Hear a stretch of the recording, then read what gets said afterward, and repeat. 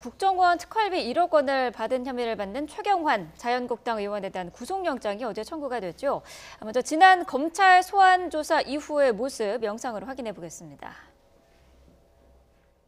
한 말씀만 부탁드리겠습니다. 그럼 더 소명하셨나요? 검찰 조사에 성실히 임했고 억울하다고 하신 부분 충분히 좀 설명하셨는지. 네.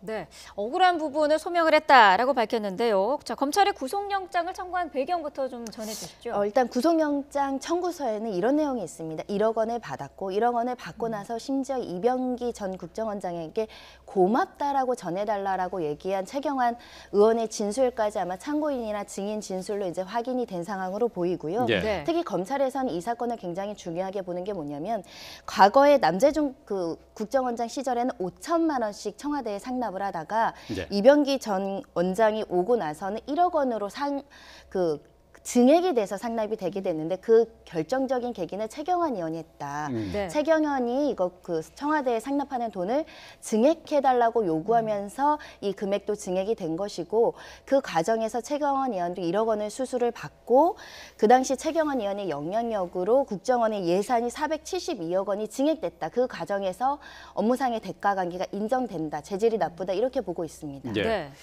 하지만 최경환 의원은 현재 국회의원이기 때문에 불체포 특권이 있습니다. 회기 중에는 체포할 수 없잖아요. 그렇습니다. 지금 임시국회가 23일까지 돼 있습니다. 본회의에 보고를 하려면은 22일에 본회의에 보고하고 23일 날 본회의 일정이 하나 남아 있거든요. 네. 그때 해야 되는데 문제는 뭐냐면은 자유한국당 전원이 뭐 동의한다 하더라도 이거 갖고 안 된다는 겁니다. 국민의당이나 바른정당 또는 뭐 여당에서 일부 동의표가 나와야 되는데 이것이 쉽지 않을 것으로 저는 생각합니다. 네.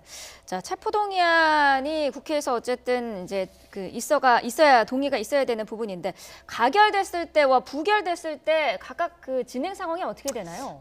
가결이 된다라고 하더라도 구속영장이 반드시 발부된다라고는 볼 수 없고 일단 구속 전 피의자 신문을 통해서 법원에서 구속영장이 발부되면 이제 구속 수사가 이루어지게 되는 것이고요. 네. 부결되면 당연히 구속영장 청구는 기각이 되는데 말씀하신 것처럼 회기가 끝나면 다시 체포영장이나 구속영장 집행은 가능한 상황이기는 합니다.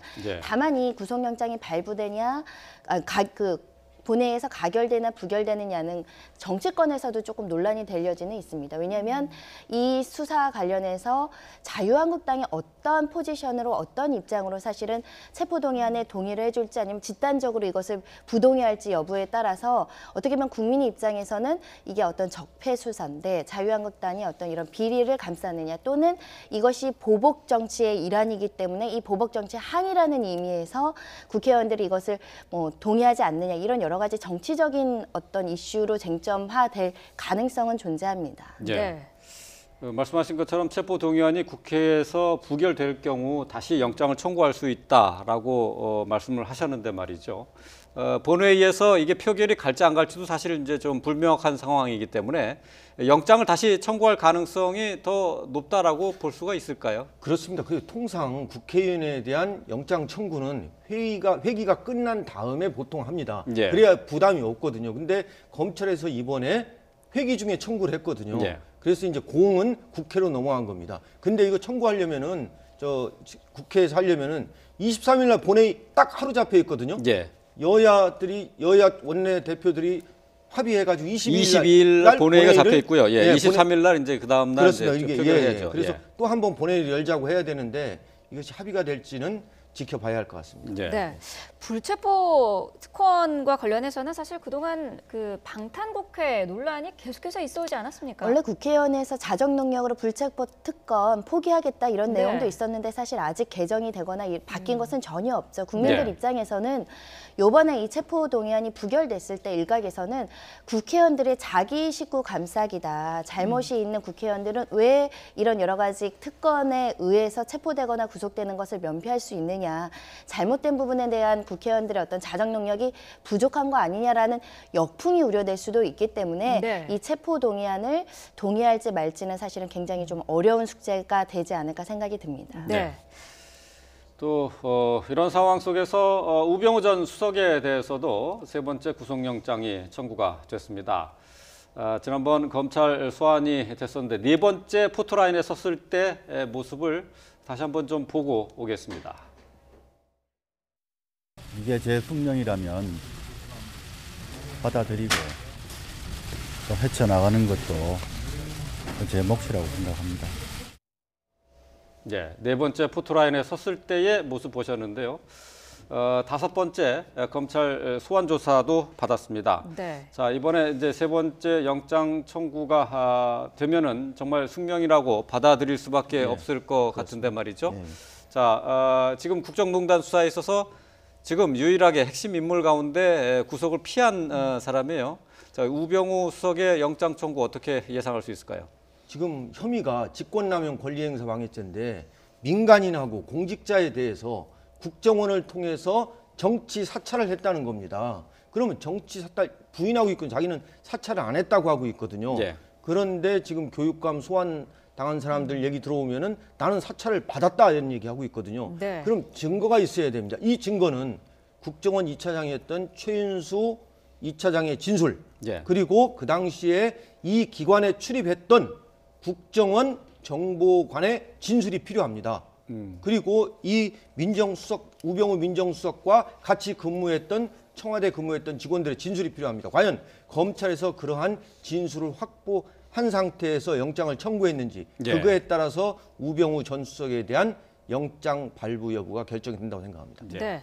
그동안 발부된 영장이 기각이 되면서 검찰이 이번에 새로운 사실을 추가한 부분이요. 과학기술계의 블랙리스트 내용이 있고요. 또 전국 교육감 사찰 의혹 이 부분도 추가를 하지 않았습니까? 그래서 피해자로 볼 수 있는 참고인 조사도 이루어졌죠. 진보 교육감들의 어떤 사찰을 지시하고 여러 가지 압력을 행사했다라는 내용이고요.